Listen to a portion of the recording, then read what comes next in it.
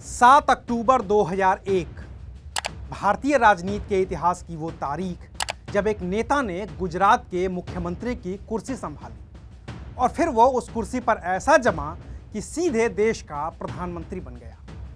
मैं बात कर रहा हूं प्रधानमंत्री नरेंद्र मोदी की, जिन्होंने 7 अक्टूबर के दिन ही केशुभाई पटेल को हटाकर गुजरात के मुख्यमंत्री की कुर्सी संभाली थी और तब से ही वो विपक्ष के लिए ऐसे अजेय बने कि उन्हें चुनौती देना लगभग नामुमकिन जैसा हो गया है। नमस्कार, मैं हूं अविनाश और आप देख रहे हैं अनकट। साल था 1998। लोकसभा चुनाव के बाद अटल बिहारी वाजपेयी देश के प्रधानमंत्री बने। उस वक्त तक नरेंद्र मोदी बीजेपी के राष्ट्रीय महासचिव बन गए थे और दिल्ली में रह रहे थे। उनके पास पंजाब, हिमाचल प्रदेश, हरियाणा, चंडीगढ़ और जम्मू कश्मीर जैसे राज्यों की जिम्मेदारी थी। वाजपेयी ने प्रधानमंत्री बनने के बाद नरेंद्र मोदी का प्रमोशन किया और उन्हें बीजेपी का राष्ट्रीय संगठन सचिव बना दिया। ये एक और बड़ा पद था जिसका काम भारतीय जनता पार्टी और राष्ट्रीय स्वयंसेवक संघ के बीच पुल बनाना था। इसी दौरान गुजरात में भी एक बदलाव हुआ था।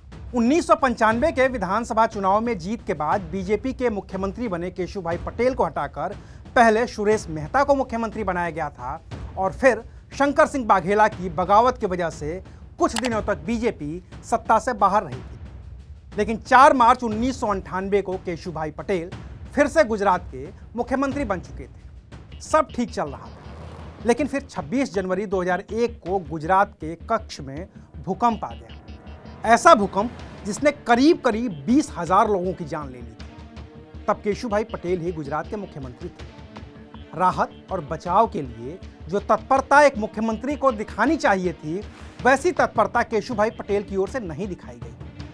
इसका असर भी तुरंत ही दिख गया। गुजरात में हुए 2 उपचुनावों में बीजेपी की हार हो गई। रही सही कसर स्थानीय निकाय चुनावों ने पूरी कर दी, जहां बीजेपी पूरी तरह से हार गई थी। इसकी वजह से गुजरात बीजेपी में ही केशुभाई पटेल के खिलाफ एक माहौल बनने लगा था और जिसे आला कमान ने भी भांप लिया था। और फिर तारीख आई 1 अक्टूबर। उस दिन नरेंद्र मोदी एक टीवी कैमरामैन के अंतिम संस्कार में पहुंचे थे, जिनका कांग्रेस नेता माधवराव सिंधिया के हेलीकॉप्टर क्रैश में निधन हो गया था। उस दिन शाम को उनके पास एक फोन आया। बकौल नरेंद्र मोदी वो फोन देश के प्रधानमंत्री अटल बिहारी वाजपेयी का था।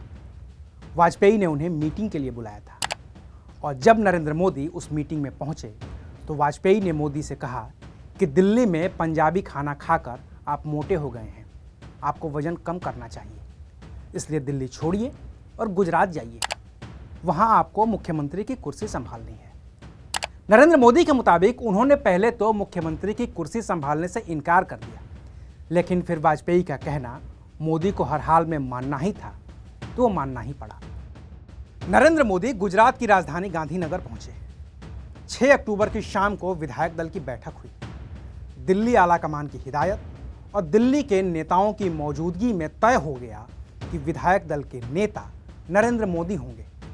केशुभाई पटेल ने उसी रात राजभवन जाकर अपना इस्तीफा सौंप दिया और फिर 7 अक्टूबर को नरेंद्र मोदी ने गुजरात के 14वें मुख्यमंत्री पद की शपथ ली। उस तारीख को बीते 21 साल हो गए हैं। इन 21 साल में नरेंद्र मोदी ने गुजरात के मुख्यमंत्री से देश के प्रधानमंत्री तक का सफर तय किया है, जिस पर सैकड़ों किताबें लिखी गई हैं और भी सैकड़ों लिखी जाएंगी। और ये कहानी सुनाई जाती रहेगी कि कैसे नरेंद्र मोदी पहली बार गुजरात में सत्ता के शिखर पर पहुंचे थे और कैसे उन्होंने गुजरात की सत्ता से देश की सत्ता के शिखर का रास्ता तय किया।